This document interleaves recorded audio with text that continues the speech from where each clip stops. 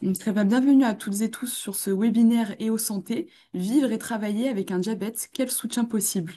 Alors aujourd'hui, on est le 18 novembre, c'est la deuxième journée de la Semaine européenne pour l'emploi des personnes handicapées, donc une bonne occasion pour nous de vous sensibiliser sur un sujet dont on parle très peu souvent, qui est très peu souvent considéré comme une situation de handicap et accompagné. Donc c'est l'occasion. Euh, Ce webinaire est proposé par l'association OETH. Donc l'association ETH est l'association porteuse de l'accord handicap branche du secteur social, médico-social et sanitaire associatif. Donc on a pour mission principalement d'aider les employeurs de ce secteur à favoriser l'emploi et le maintien d'emploi des personnes en situation de handicap. Donc à l'OETH, on propose des solutions, des services sectoriels, donc vraiment pour le secteur, spécialisés au secteur. Et dans ces services-là, on a justement des dispositifs qui ont été pensés pour le secteur, dont la plateforme EO Santé. Donc EO Santé, c'est une plateforme qui est 100% confidentielle et gratuite. Elle est disponible pour tous les professionnels du secteur social, médico-social et sanitaire associatif, et d'ailleurs, quel que soit le profil. Donc, vous pouvez être manager, vous-même concerné, un collègue d'une personne concernée, un référent handicap aussi qui se pose des questions sur la personne qui l'accompagne. C'est ouvert pour toutes et tous. Euh, donc, n'hésitez pas à consulter Au Santé. Justement, on est là pour vous en parler. Et Au Santé, ça permet aussi d'avoir accès à des ressources pour être sensibilisé au handicap au travail et concilier santé et vie professionnelle. Mais c'est aussi là pour rencontrer des patients partenaires. Alors, les patients partenaires, c'est des personnes qui ont vécu elles-mêmes l'expérience de la maladie ou du handicap et qui ont été professionnalisées sur le sujet grâce à des formations, des rencontres avec des professionnels de santé. Et d'ailleurs, je vais laisser Sarah prendre la parole. Sarah qui est l'une des patientes partenaires présentes sur EO Santé sur la thématique du diabète. Merci Shannon pour ta présentation. Du coup, oui, pardon, j'ai oublié cette slide. Est-ce que tu avais quelque chose à préciser peut-être? Non, c'est bon. Non, c'est bon. D'accord. Alors moi, je suis ravie de vous accueillir pour ce webinaire donc, autour de la thématique du diabète. Donc moi, je suis concernée par un handicap invisible, effectivement, qui est donc le diabète de type 1. On va expliquer ce que c'est. Depuis l'âge de 8 ans, j'en ai 36. Je suis jeune maman, de travail, donc ma vie est bien chargée. Mais le but, c'est justement d'expliquer que voilà, on peut faire de belles choses avec des outils et on peut voilà, travailler en s'outillant justement pour que le diabète puisse être une charge moins présente. Et puis, donc, je suis également patiente partenaire donc avec Mathilde Murzo, qui est donc présente ici, donc pour Colline Care, qui est une plateforme qui peut voilà, accompagner les collaborateurs qui voilà, souhaitent avoir des renseignements ou en tout cas du soutien. Et puis, j'ai fait également des échanges avec certains collaborateurs qui ont envie de partager alors qu'ils soient diabétiques ou pas diabétiques, sur le thème du diabète, où ça peut être accompagné des managers, des cadres qui ont un collaborateur atteint du diabète, ou ça peut être les collaborateurs eux-mêmes qui ont voilà, des questions, des difficultés dans leur vie personnelle et professionnelle. Et puis j'anime des ateliers pour sensibiliser au diabète, parce que pour moi c'est important d'expliquer ce que c'est, d'expliquer les contraintes, et puis d'expliquer aussi le traitement. Et puis également, donc, les personnes que j'accompagne via EO Santé et Colline, ou plus par rapport à des entretiens individualisés où je vais apporter des solutions personnalisées aux collaborateurs. Alors, on va commencer par vous proposer de participer à un petit sondage pour, excusez-moi le bandeau, pour voilà, mieux vous connaître. Donc, je vais décaler. Donc, juste connaître votre profil. Donc, si vous êtes une personne concernée, un référent handicap, un manager ou un aidant. Donc, je voulais juste scanner le QR code qui se trouve à gauche de votre écran. Et dès que vous serez connecté, vous pourrez noter les mots qui vous, qui vous concernent. Donc, savoir un petit peu voilà, de quel environnement vous faites partie. Donc, infirmière, référente handicap, parent. Donc, parent, je suppose, d'un enfant diabétique de type 1. Donc, je pense qu'effectivement, j'ai affaire à manager, psychologue. Et donc, c'est très, très varié, oui, effectivement. Conjoint et assistant RH, diabétique salarié. Alors, CM, maintien dans l'emploi.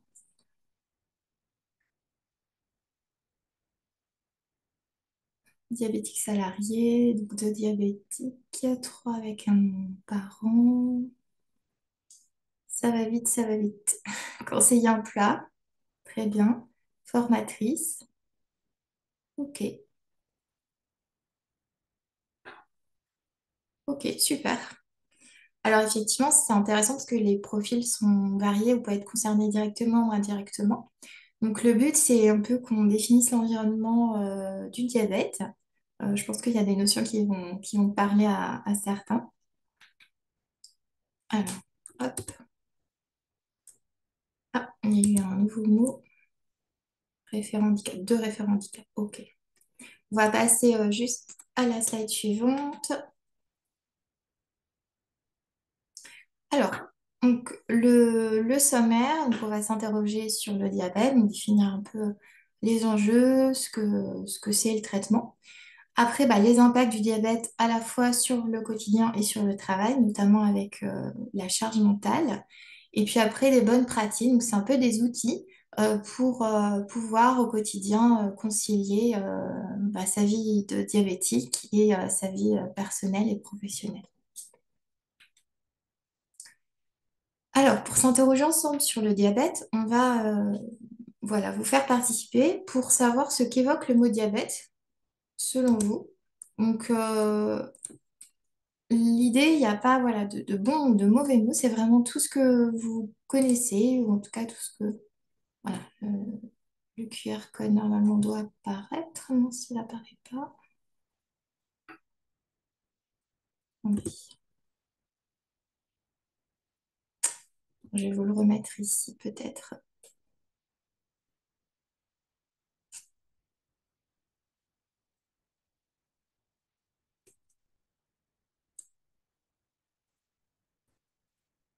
Attendez, on va réessayer. Ok.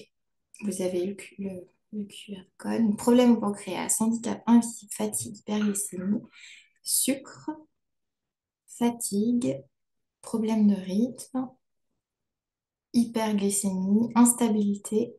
Ah, mince. Alors attendez, je suis désolée. C'est bon.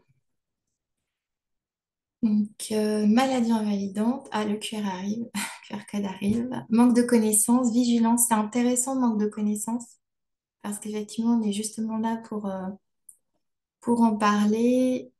Insuline, évidemment. Problème de rythme. Capteur de glycémie. Vous voyez, j'ai juste là. Je sais pas si vous le voyez. Manque de... Ok. Je... Donc voilà, il y a des mots quand même positifs. Enfin, il y a voilà, une charge qui est présente et ça, on voit que vous en avez conscience. Donc c'est intéressant. Et le sucre qui arrive souvent, je pense que le mot est assez répété parce qu'effectivement, on a un lien. Alors, on va revenir sur la présentation.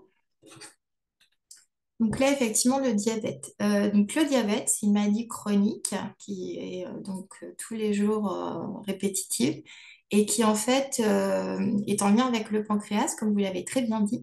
Donc le pancréas ne fabrique plus ou pas assez d'insuline. Et l'insuline, c'est l'outil qui permet de réguler le taux de sucre dans le sang. Si on a trop de sucre dans le sang, malheureusement, on ne peut pas vivre. Donc il faut effectivement s'injecter de l'insuline. Et il faut effectivement distinguer deux types de diabète, donc le diabète de type 1 et le diabète de type 2, puisqu'en fait, on a que seulement 10% des personnes diabétiques de type 1 contre 90% de diabète de type 2. Donc il y a malheureusement souvent une méconnaissance du type 1, et ce sont des maladies qui sont vraiment différentes.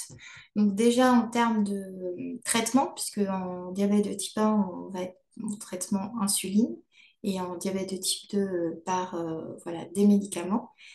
Et puis, dans la gestion, comme dans le diabète de type 1, le pancréas ne sécrète plus du tout d'insuline, bah, les glycémies vont être plus dures en fait à gérer. Donc, ça va effectivement être plus complexe. Et dans un diabète de type 2, en général, on arrive à mieux l'équilibrer. Juste peut-être rapidement les symptômes pour la découverte d'un diabète, parce que c'est vrai que parfois on peut avoir dans son entourage un enfant, par exemple, qui va boire beaucoup d'eau. Ça doit parler aux parents qui est présent, mais voilà, un enfant qui boit beaucoup d'eau, effectivement, on ne pense pas tout de suite au diabète, et pour autant, ça peut être un des signes, une perte de poids aussi. Et puis pour les personnes âgées ou les adultes qui sont plutôt concernés par le type 2, on peut avoir une infection qui cicatrise mal, ça peut effectivement être un signe, un précurseur. On peut avoir aussi une atteinte au niveau des yeux ou une prise de sang. Et il y a juste un point commun intéressant entre les deux, c'est pour se dépister, puisqu'aujourd'hui on fait une simple prise de sang et le médecin peut en fait voir si vous êtes diabétique ou pas. Alors, à votre avis, le diabète est-il un handicap invisible? Alors, je vais vous laisser scanner à nouveau. Je ne sais pas si le QR va s'afficher. Alors, ouais, au suivant. C'est bon.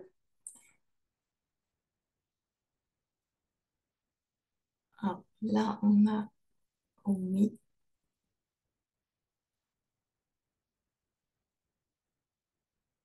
Alors, je pense que la décision va être assez tranchée. Donc, oui, alors le diabète est un handicap invisible dans le sens où on ne le voit pas, parce que c'est vraiment lié au pancréas. Par contre, les symptômes sont visibles et le traitement peut l'être aussi dans le cadre d'un traitement par insuline, notamment avec les nouvelles pompes à insuline qui sont en fait constamment sur la peau et qui sont un signe, on va dire,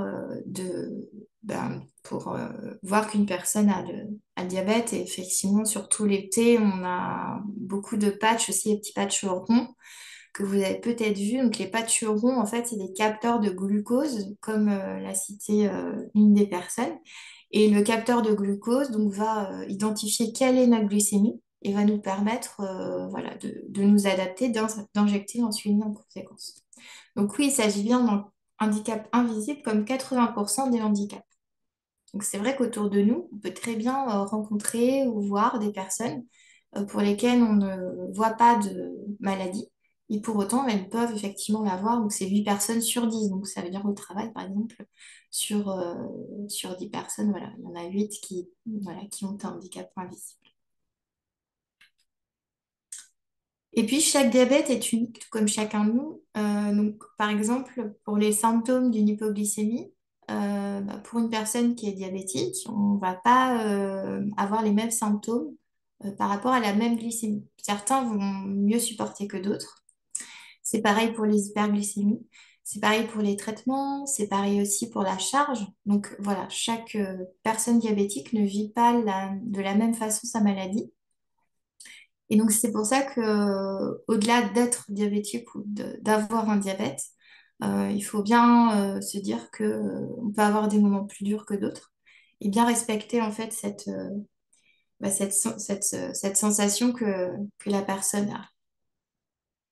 Et puis, donc, un chiffre intéressant, donc en France, il y a 4,3 millions de personnes diabétiques concernées par un diabète type 1, type 2. Et donc, comme on l'a vu tout à l'heure, seulement 10% des personnes ont le diabète de type 1. Il y en a d'autres, on n'aura pas le temps de les voir, mais les plus importants, ce sont vraiment le 1 et le 2. Alors concrètement, comment ça impacte nos vies, ce diabète?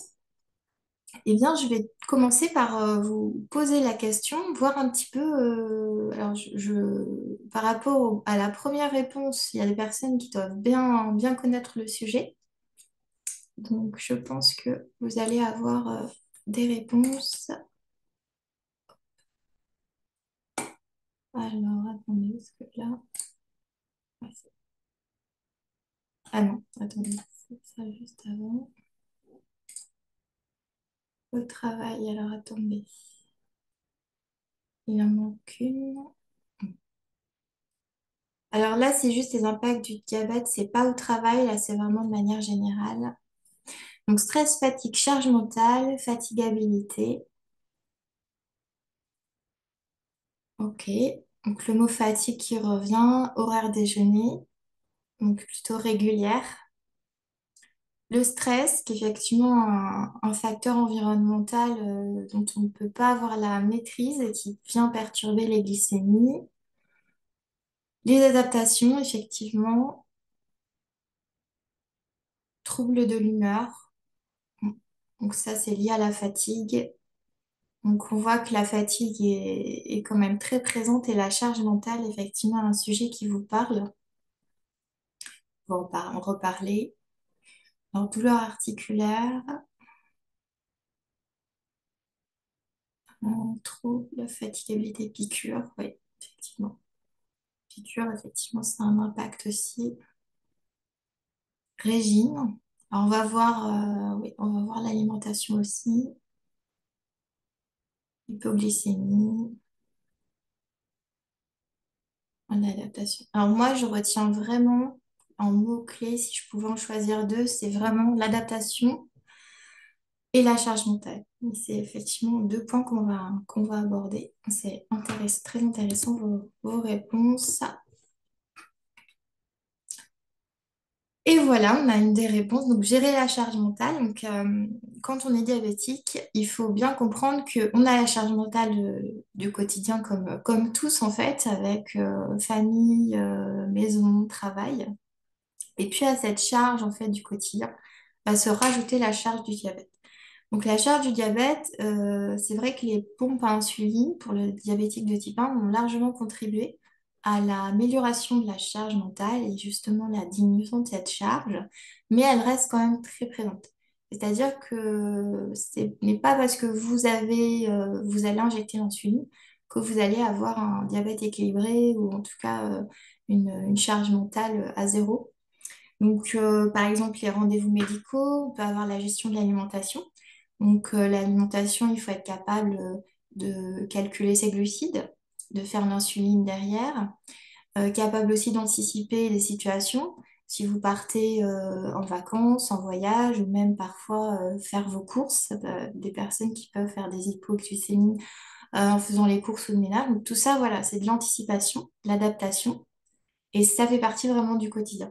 Je lisais un article qui indiquait qu'on avait fait un calcul approximatif et qu'une personne diabétique prenait en moyenne par jour entre 100 et 200 décisions. Donc c'est vrai que ça représente quelque chose dont on pense tout le temps, mais en fait, avec le temps, on n'en a pas beaucoup conscience. Et finalement, si vous avez l'occasion euh, pour une maladie en général, même de lister toutes les choses auxquelles vous pensez dans une journée, vous vous rendrez vite compte qu'effectivement la charge est très présente et on oublie en fait d'y penser tout le temps. Et puis la charge mentale aussi pour les aidants, parce que les parents, les proches aussi, vivent un peu avec nous la maladie. Donc il ne faut pas voilà, négliger cette charge aussi pour l'environnement de travail et ses proches. Et puis, il y a effectivement un enjeu d'hypo et d'hyperglycémie, puisque quand la glycémie oscille, vous pouvez avoir des situations où vous allez gérer une hypo, une hyper. Donc, une hypoglycémie, on estime que c'est en dessous de 0,60, une hyperglycémie au-dessus de 2,80. Mais encore une fois, les sensations sont différentes pour chacun. Et donc, une hypoglycémie, certains vont la sentir à partir de 0,80 par exemple, et d'autres vont la sentir très très bas. Donc, ce qu'il faut, c'est bien pouvoir se resucrer, pouvoir se reposer et attendre tout simplement que l'hypo passe et que le taux de sucre puisse remonter. Donc, peut être assez drôle, en fait, c'est que moi, par exemple, j'ai du sucre un peu partout dans ma maison, un peu partout dans ma voiture, un peu partout, voilà, chaque fois que je me déplace. Mon mari, il en a plein dans la sacoche, donc le sucre, c'est un petit peu l'outil indispensable avec la pompe à insuline. Et puis en cas d'hyperglycémie, c'est pareil, les symptômes, ça peut être de la fatigue, de l'irritabilité chez certaines personnes parce qu'en fait, on est épuisé. Et donc là, c'est de l'injection, une injection d'insuline et attendre que le taux baisse. Alors autant en plus une hypoglycémie, on va dire qu'entre 15, 20, 25 minutes, le corps se sent mieux. Autant une hyperglycémie qui va être durable, ça peut prendre plusieurs heures avant voilà, que le taux puisse revenir à la normale. Donc c'est un temps supplémentaire à prendre en compte. Et puis les traitements. Donc pour rappel, hein, comme on a vu, le diabète de type 2, on a un traitement donc, avec un médicament qui va faire que en fait, l'insuline va mieux passer dans le corps, parce qu'on en fabrique encore un petit peu. Et pour le diabète de type 1, là, on n'a pas le choix, on est obligé de passer aux injections. Donc il y a eu une grosse évolution au niveau du traitement. L'insuline, la première injection d'insuline, elle est arrivée en 1922, ça fait 100 ans. Et après, on a vu apparaître les seringues, ensuite les stylos injections, donc c'est des stylos pré-remplis qui permettent de faciliter la vie. Et puis enfin, donc ces fameuses pompes à insuline, donc une dizaine d'années, et qui sont de plus en plus petites, de plus en plus intelligentes. Et là, c'est intéressant parce que la science, effectivement, et l'informatique rentrent en jeu. Donc vous avez un algorithme, en fait, qui va calculer bah, le capteur de sucre, va donner la glycémie à la pompe et la pompe va agir seule. C'est-à-dire qu'elle va dire la glycémie est trop haute, j'injecte telle quantité d'insuline. Et la glycémie est trop basse, là je coupe l'insuline. Donc elle est auto-apprenante, elle est intelligente et les pompes ne cessent d'évoluer. Donc on va vers des pompes vraiment qui demain peut-être pourront anticiper ce qu'on va manger. Parce qu'aujourd'hui il faut toujours calculer ses glucides repas pour ceux qui ont la pompe, ce qui peut demain potentiellement ne plus être le cas. Et puis la recherche en cellules souches, on n'a pas le temps malheureusement d'en parler, mais si vous avez des questions à la fin, vous pouvez en reparler. Cellules souches pour guérir du diabète. Voilà, je vais pas plus loin, mais c'est une belle technologie, enfin une belle avancée scientifique. Et puis la remise en question, ça c'est quelque chose qui est important à avoir en tête pour aussi accepter que même si vous avez tout bien fait, vous avez bien mangé à heure fixe, par exemple, vous avez fait votre glycémie, vous étiez bien équilibré, etc., etc., et votre glycémie n'est pas bonne, eh bien, forcément dans votre tête, ça va un petit peu tourner. Qu'est-ce que j'ai fait? Est-ce que j'ai mangé ça et le stress, etc. Et en fait, la glycémie, c'est quelque chose qui ne peut pas en fait être fixe et être stable en permanence. Donc la remise en question, c'est aussi d'accepter d'avoir des remises en question. Donc c'est quelque chose qui n'est pas évident parce que c'est assez parfois instable. Il y a aussi des aléas de la vie. Quand on est adolescent, ben, on est quand même. C'est pas parce qu'on est diabétique qu'on n'est pas adolescent. Et c'est une période de la vie complexe avec aussi tout ce qui est hormonal qui va venir dérégler aussi le diabète. Donc en fait, toutes ces choses-là, il faut essayer. Alors voilà, j'essaye aussi de mon côté et il y a encore du travail, mais en tout cas, c'est un travail d'équilibriste, essayer voilà, que ça puisse être accepté et se dire que bah, peut-être que ça ira mieux demain. Et c'est pas parce qu'on a des moments où on lâche un peu prise ou des moments où la glycémie fait un peu n'importe quoi que ça veut dire que ça n'ira pas de manière générale. D'ailleurs, quand j'avais vu ma infirmière, elle m'avait dit, souvent on a tendance à retenir que les hyperglycémies parce que bah, quand on a 3 grammes, on voit que ça. Alors que quand on voit la courbe, en fait, sur 3 mois, on s'aperçoit que la courbe est bien équilibrée. Donc, on a plutôt tendance à retenir les hyper. Alors maintenant, les impacts du diabète au travail spécifiquement, puisque là, on va parler vraiment du diabète au travail et voir un petit peu les outils et les conséquences, en tout cas les contraintes que ça peut avoir. Je vous laisse à nouveau participer. Alors, par contre, non. Peut-être on peut le rajouter sur celle-ci, parce que là, du coup, on était sur les impacts au travail. Si vous en voyez d'autres, en fait, les impacts du quotidien, elles concernent aussi le travail, parce qu'on va les avoir aussi au travail. Mais si vous en voyez d'autres propres vraiment au travail, n'hésitez pas à les donner. Alors, les pauses, important. Les malaises, effectivement. Pauses régulières, oui. Un manque de concentration, trouble de l'humeur. Non, trouble de l'humeur, ça c'était d'avant. Concentration. Alors, attendez. Trouble cognitif, ok, intéressant. Donc, on voit que les pauses reviennent 2 fois. Un trouble cognitif. Ok. Je ne sais pas si vous en avez d'autres éventuellement. Oui. Euh, hmm. Régime adapté si cantine. Oui. Intéressant. Très intéressant. Donc, ça veut dire que vous avez bien conscience qu'il y a un impact plus fort au travail. Et ça, c'est très intéressant de savoir que vous avez déjà ça, cette idée en tête, à la fois en tant que patient, enfin que, pardon, que personne concernée, à la fois en tant qu'aidant et à la fois en tant qu'environnement de travail. Alors, on va revenir sur la slide. Donc là, au travail, en fait, les impacts qu'on a déjà au quotidien sont amplifiés.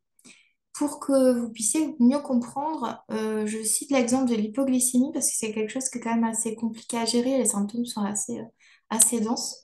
Donc, si j'ai une hypoglycémie à la maison, je vais pouvoir en fait aller me reposer dans ma chambre, regarder la télé, penser à autre chose, me resucrer tranquillement, attendre une demi-heure, voilà, le temps que ça remonte, demander à mes proches, etc. Quand on est au travail, on est en train de se faire un gros dossier, on est au téléphone, bah, ça va être compliqué de dire, alors déjà de raccrocher, ou en tout cas voilà, de dire à la personne qu'on ne se sent pas bien.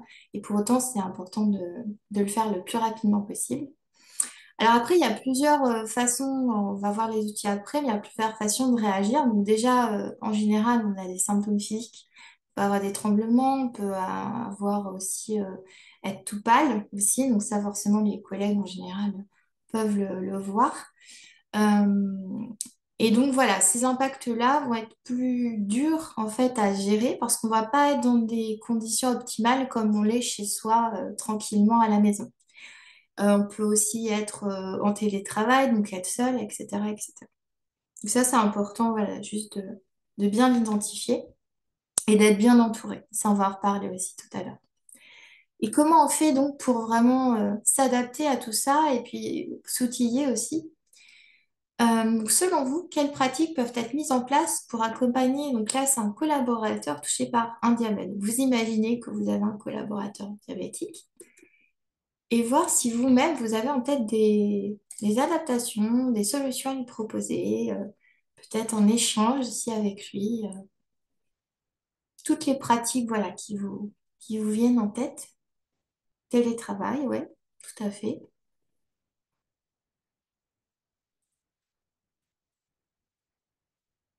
Pause régulière,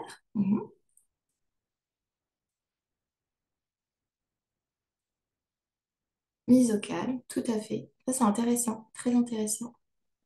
Aménagement des horaires, oui, ça c'est important aussi. Une salle de repos, tout à fait. Informer les collègues, sensibiliser les collègues, tout à fait. La sensibilisation, c'est très important. Informer aussi, sensibiliser, télétravail, réfrigérateur pour insuline, effectivement. On a parfois des personnes qui répondent dans les commentaires, on voit bien vos commentaires. On ne le dit pas à l'oral parce que c'est assez sensible, enfin c'est sensiblement pareil que ce qu'on voit là à l'écran, mais Ça on les voit bien. marche. Compréhension, ouais. Ne pas juger, ouais, c'est vrai que ça aussi c'est important. J'ai l'impression qu'on est sur une population déjà bien sensibilisée, hein. C'est Je des trouve aménagements aussi, qu'on oui. Là, retrouve je souvent. sens qu'il y a une bonne base de connaissances et de sensibilisation au sujet.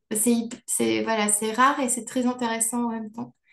Et c'est déjà une base fondamentale que vous avez, donc c'est tout à votre honneur, on va dire. Alors, je vais reprendre donc nos outils. Donc, pour les personnes concernées. Donc, on va développer des compétences. Ça, c'est intéressant de parler de compétences au travail parce que j'ai trouvé le mot intéressant. On parle de compétences au travail, mais en fait, on peut avoir une compétence par rapport à sa gestion de maladie. Donc, le diabète, il faut savoir que ce qui est compliqué dans cette maladie, c'est qu'en fait, il faut avoir une bonne hygiène de vie, faire du sport, manger équilibré, etc., etc. Donc c'est une charge générale qui peut être fatigante. Et donc, je dis souvent aux personnes que j'accompagne, Vous connaissez les bases pour avoir un équilibre de votre diabète. Ce qu'il faut, c'est arriver à trouver votre équilibre. Si vous êtes trop rigoureux sur l'alimentation, par exemple, il y a un moment où ça va être, même si vous êtes très courageux, il peut y avoir un moment où vous allez en fait vous décourager, ou en tout cas, voilà, ça va être compliqué, ça va représenter un stress pour vous. Donc, les bases, on les connaît, comme ça, en général, on est diabétique. Mais ce qu'il faut, c'est s'accorder des moments, des petites bulles d'oxygène, j'appelle ça, où on va sortir, aller au restaurant, faire un voyage, etc. Et on va se dire, OK, le diabète, je le mets un peu de côté. On peut jamais le mettre vraiment de côté parce que si on coupe sa pompe au bout de 3 heures, on va voir que votre glycémie, elle va bondir et votre pompe, elle va sonner de partout, donc ça va pas pouvoir se faire. Mais pour autant, voilà, se laisser des moments de liberté pour souffler, c'est très, très important. Et voilà, essayer de lâcher un peu le contrôle sur la maladie. Là, je parle vraiment pour moi. Lâcher le contrôle de cette glycémie parfaite, etc., de l'alimentation parfaite. Donc, essayer vraiment de prendre du recul sur sa maladie. Pour pouvoir tenir sur la durée, maladie chronique, c'est comme je dis un marathon. Il faut vraiment tenir les 42 kilomètres. Donc, plus on s'outille et plus on se fait confiance, plus on apprend à se connaître, à connaître notre maladie, mieux on va tenir en fait sur la durée. Ça, c'est un élément aussi que je pense fondamental pour mieux gérer son diabète. Donc, avoir conscience de soi et de son énergie, c'est ce dont je parlais juste avant. Donc, conscience aussi de ses ressources personnelles, ses ressources aussi dans le cadre du travail. Par exemple, dans le secteur de la santé, il y a des horaires décalés. Donc, c'est vrai que les horaires décalés, ça peut occasionner une fatigabilité de base, donc associée au diabète, avec des horaires décalés, comme vous disiez, des pauses déjeuner décalées. Ça peut en fait complexifier tout ça. Et ça, il faut vraiment se dire que c'est une contrainte, l'accepter et après voir après avec son équipe ce qu'il est possible de mettre en place en fait. Mais effectivement, si on ne le dit pas, les personnes autour de nous ne peuvent pas forcément le savoir. Donc c'est pour ça que la communication, elle est vraiment hyper importante. Mais on en parle dans la dernière partie. Et puis adapter son environnement de travail. Donc, vous avez très bien dit les mots-clés. Donc, j'ai vu le mot, par exemple, salle de repos. Donc, la salle de repos, ça peut être très bien, bah, par exemple, pour se faire ses injections ou changer les pompes, parce que le faire devant tout le monde, non. Le faire aux toilettes, non plus. Moi, je connaissais certaines personnes qui, voilà, n'avaient pas de salle de repos. Alors après, on peut imaginer en tant qu'encadrant, on peut imaginer une salle, voilà, même si c'est pas forcément une salle dédiée, mais voilà, un petit espace où la personne, elle peut s'isoler et puis voilà, faire son changement ou gérer son hypo, son hyper, puis après revenir à son travail. L'environnement de travail, ça peut être aussi les horaires, parce que c'est pas toujours évident d'avoir des horaires décalés avec un diabète. Souvent, on peut faire des hypos, des hyperglycémies.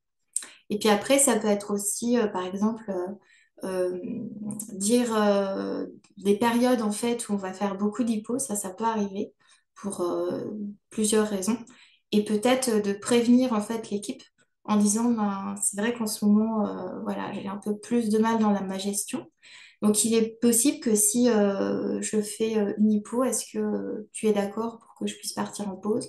Et puis prendre ce temps, mais voilà, juste d'informer pour dire que potentiellement, peut-être que là, vous allez avoir besoin de plus de pauses, besoin de cet outil-là ou de cet outil. Mais en tout cas, plus on va discuter avec l'équipe, et plus l'équipe va pouvoir comprendre en fait les impacts que votre diabète a dans votre travail, et plus elle va pouvoir aménager des choses selon bien sûr ses possibilités, parce que voilà, tout n'est pas possible en fonction de la structure dans laquelle vous travaillez, mais en tout cas, ça peut être envisagé. Alors, pour faire sa demande RQTH, donc plusieurs informations. Donc, la demande RQTH, elle n'est pas obligatoire, mais elle donne des droits. Et ça, effectivement, il faut se renseigner auprès de l'équipe qui vous suit, donc côté RH, pour savoir quels sont vos droits dans le cadre où vous avez une reconnaissance en qualité de travailleur handicapé. D'ailleurs, vous n'avez pas que l'équipe des ressources humaines, vous avez potentiellement aussi un référent ou une référente handicap Mm, qui peut vous renseigner sur le sujet. tout à fait. Donc ça, c'est si vous l'avez déjà. Et si effectivement vous souhaitez en faire la demande, donc c'est une demande qu'on fait auprès de la Maison départementale des personnes handicapées, donc selon les secteurs, la durée de traitement est plus ou moins longue en fonction des dossiers et en fonction aussi des régions. Les de régions, il y en a beaucoup. Et il faut savoir que vous avez le droit à un recours. Je vous parle du recours parce que j'ai une amie à moi qui est diabétique de type 1. On a fait la demande à peu près ensemble au même moment dans la même région. Et elle a vu sa demande refusée, alors que moi, je l'ai vue renouvelée jusqu'en 2099. Donc, je ne sais pas trop quel âge j'aurai. Donc, j'ai un renouvellement, on va dire, tout le temps, alors qu'avant, je renouvelais tous les 10 ans. Donc, On a encore une des fois, interventions, malheureusement, je vais désolée, pas ça, être... Oui, on a une intervention aussi dans les commentaires. Effectivement, Aurélie, vous avez raison. La médecine du travail aussi peut renseigner. De toute façon, on va vous mettre oui, juste après la liste des oui, contacts potentiels et la RQTH oui, fait partie des éléments sur lesquels oui, ils peuvent vous indiquer les oui, interlocuteurs privilégiés. Et oui, effectivement, être diabétique, ça ouvre bien droit, oui, enfin, des droits auprès de la MDPH. oui.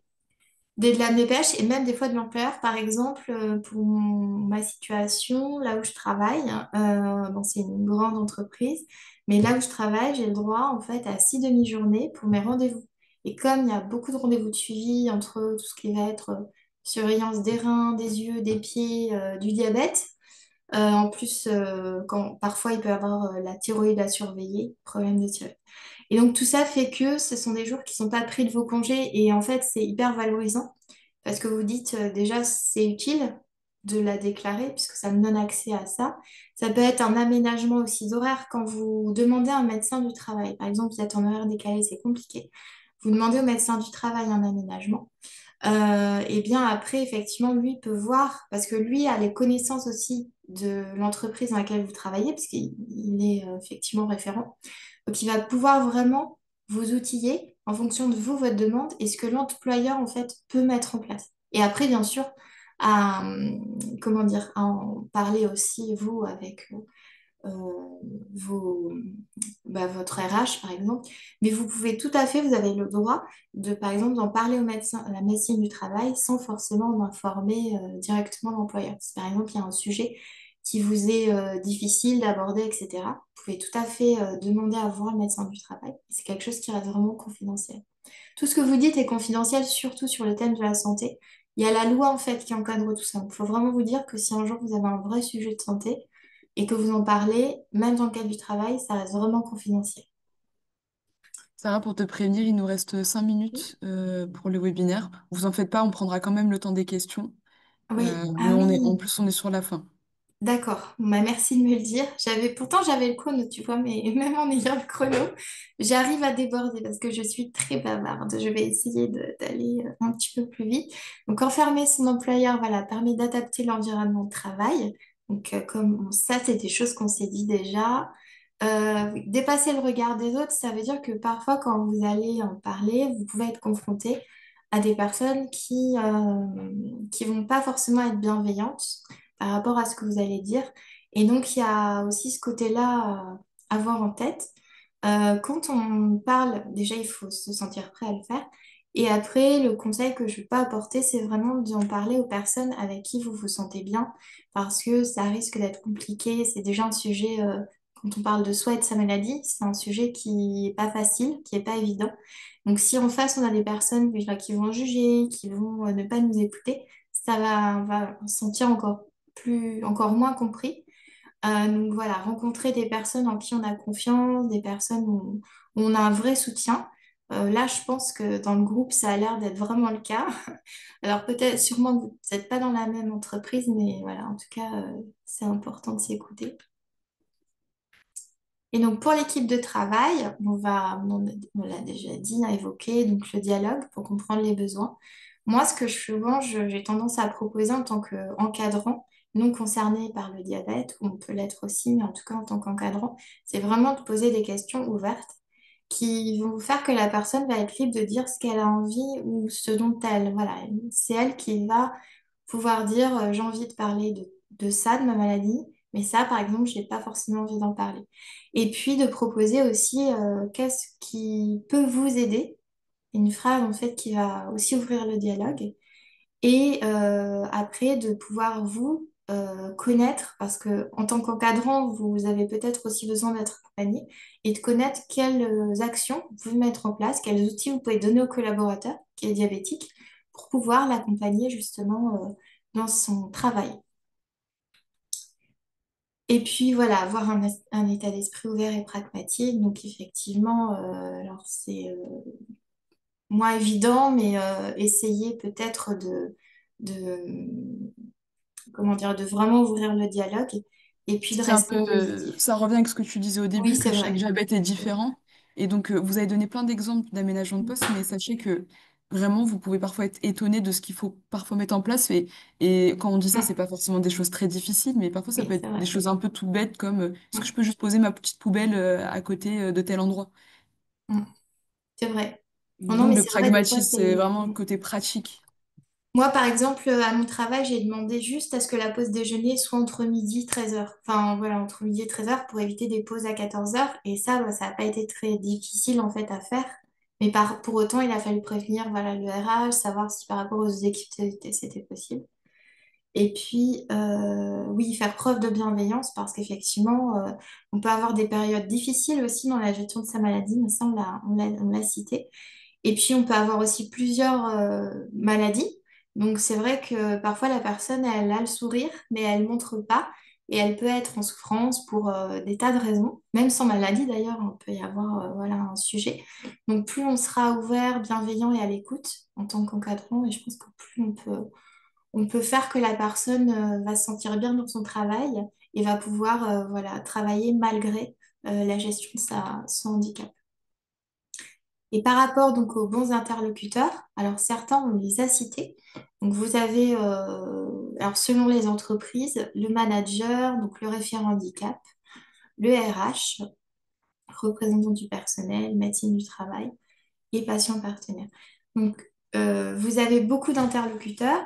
Après, effectivement, comme je vous ai dit, il faut vraiment être en confiance avec la personne. N'hésitez pas à hésiter effectivement aussi à changer parce que ça peut arriver que, par exemple, au niveau de la médecine du travail, il y a un sujet, il y a un souci. Donc, il ne faut pas hésiter en fait à voir quelqu'un d'autre ou à dire, voilà, effectivement, moi, ça ne me convient pas forcément pour être vraiment accompagné et avoir une écoute. Et puis, D'ailleurs, bah, toi-même, Sarah, tu es patiente partenaire. c'est ça, En ouais. plus, sur cette thématique-là, et les patients Oui, partenaires, comme on le disait tout à l'heure, c'est des personnes avec qui on peut parler de manière confidentielle et anonyme, oui. où Mm, l'employeur n'est pas du tout au courant mm, des échanges qui peuvent être évoqués sur la question de la oui, RQTH, des c'est ça. difficultés qu'on rencontre au quotidien. Oui. Et en plus, souvent dans le patient partenaire, quand je discute avec les collaborateurs enfin, plutôt des collaborateurs, mais en tout cas, souvent, on voit que les sujets sont entremêlés. Donc, en fait, on peut parler, par exemple, d'un sujet du travail et puis, en fait, va se dire, oui, mais en fait, en ce moment, sur le plan personnel, et c'est des choses qui vont être plus dures à aborder en tant que dans le monde du travail. Donc, il va y avoir, l'échange va être plus personnalisé et l'échange va être plus, comment dire, enfin, plus concret. Vous pouvez vraiment parler de tout. Dans le monde du travail, bon, c'est parfois un peu plus difficile. Donc, l'avantage, c'est ça, c'est que vous pouvez vraiment évoquer tous les domaines, mais pas que le travail. Vous pouvez aussi évoquer d'autres sujets. Et en tant qu'encadrant, vous pouvez aussi évoquer bah, le sujet d'un collaborateur, par exemple, qui intègre l'équipe, savoir un petit peu qu'est-ce que je peux mettre en place, qu'est-ce que je peux lui proposer, comment lui en parler aussi. Donc ça, moi, c'est des choses que j'ai vécues et j'ai voilà, l'expérience que je peux apporter en tant que patiente experte et diabétique. Donc ça, je l'ai dit, hein, la personne de confiance, c'est très, très important. Et sans crainte du jugement, effectivement. Donc rapidement, la conclusion, donc les messages clés, c'est des choses qu'on a déjà abordées. Donc le diabète, voilà, est à gérer au quotidien. Il impacte donc la famille, il impacte aussi la vie professionnelle. Et puis pour pouvoir entre encadrants et collaborateurs, donc les clés, c'est vraiment de se communiquer et puis de se faire confiance et d'échanger. Et puis l'accompagnement individualisé confidentiel, alors là, je pense plus à la pérédance qui peut aussi vous aider en plus de votre accompagnement au travail. Donc ça vous fait un soutien supplémentaire. Ce qui est très très important aussi, c'est de ne pas être seul dans la gestion de sa maladie. parce que c'est une maladie, c'est compliqué. Il peut y avoir des moments où effectivement on a besoin d'être aidé. Il ne faut pas hésiter en fait à demander. Plus vous serez aidé, plus vous allez en fait vous sentir en confiance et vous sentir accompagné. Ce sera un levier pour vous. Et ça, c'est vraiment très très important. Et on a tous des moments de découragement, des moments où on a marre, des moments où même moi, des fois, où je fais plus l'insuline, c'est pas bien, mais ça m'arrive. Et donc voilà, c'est des moments où on a besoin d'être aidé, c'est complètement normal. Il ne faut pas hésiter à avoir plusieurs interlocuteurs différents. On a chacun notre rôle en fait à jouer. Même dans l'équipe encadrante, chacun a un rôle différent. Et puis voilà, pas de solution standard, toujours personnalisée en fonction de ses propres besoins, de sa propre gestion du diabète. Et en tant qu'encadrant, vous pouvez avoir, comme on l'a dit, du diabète de type 1, du diabète de type 2. Donc vous aurez toujours des contraintes différentes. Et donc c'est vraiment à la personne enfin, de pouvoir vous expliquer. Et notamment des contraintes liées au secteur, parce qu'on est aussi dans un secteur où il y a des contraintes particulières, où il Oui. faut aussi s'adapter à ça. Mm, Donc, mm. En fait, faut bien être conscient de ça et de jongler entre les deux. ouais, faut s'écouter, faut écouter, enfin, faut s'écouter l'un l'autre en fait, et ouais, s'adapter. Donc en interne, le manager, le médecin du travail, le référent handicap. Alors j'apporte une précision. On peut faire voilà, il y a deux sujets. Il y a la demande de recrutage qui est vraiment l'outil pour potentiellement pouvoir avoir des aménagements. Mais on peut aussi en parler sans déclarer, sans avoir le statut ou sans l'avoir déclaré. Et voilà. Et après, il faut aussi se détacher de l'étiquette, parce que c'est vrai que ça peut avoir une sorte d'étiquetage en statut. Mais vraiment, il faut s'en distinguer et plutôt se dire qu'est-ce que ça peut m'apporter. Et si ça peut m'apporter des outils, ben, allons-y, quoi.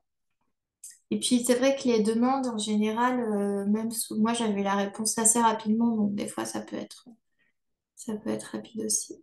Les aménagements de poste.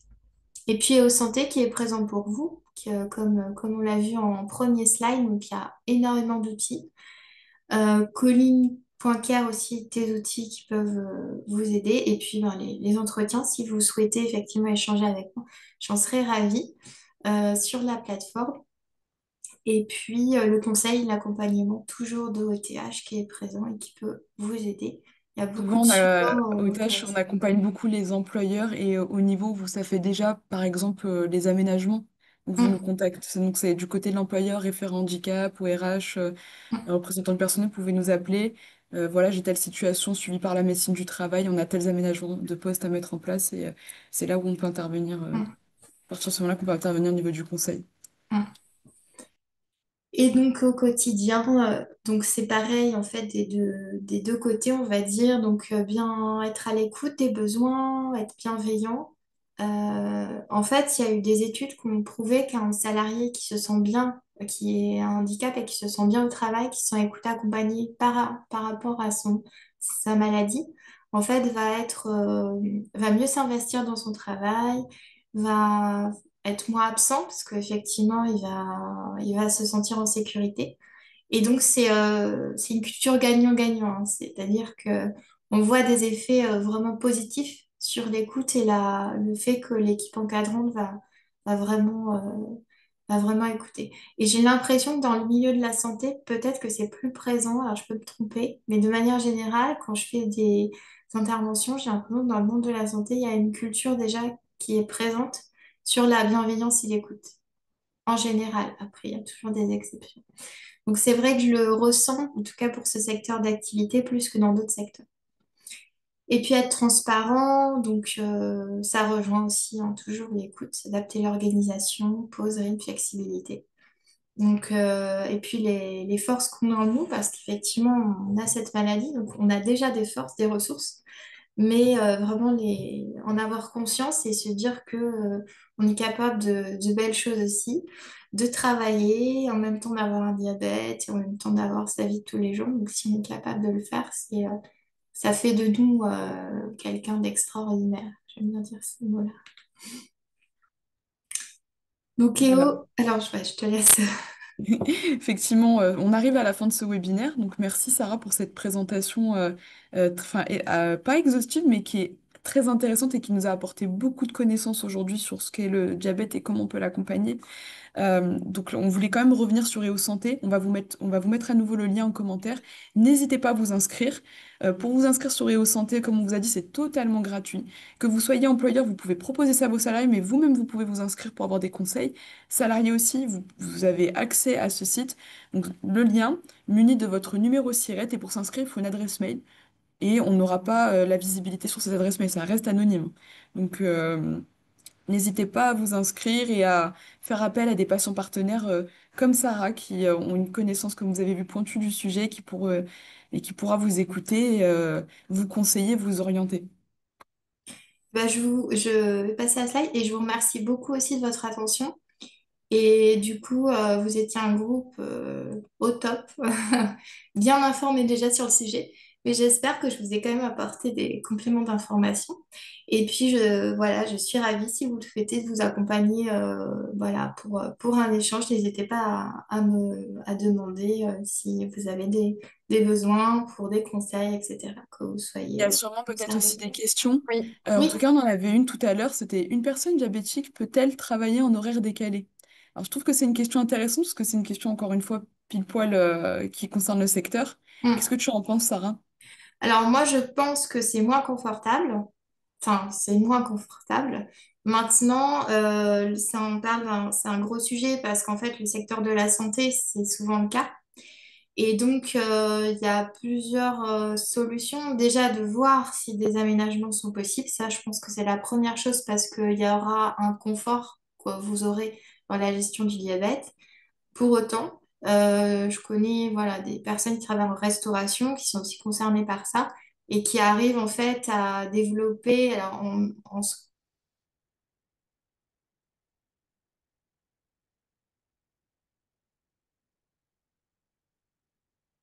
Alors, Sarah a quitté le webinaire, mais pas de souci. Pour finir la réponse à cette question, effectivement, on parle d'aménagement raisonnable. Donc, il faut quand même être dans l'échange avec son employeur pour pouvoir trouver une solution intermédiaire, donc qui puisse respecter aussi vos besoins, mais aussi enfin, les obligations enfin, vis-à-vis de votre travail.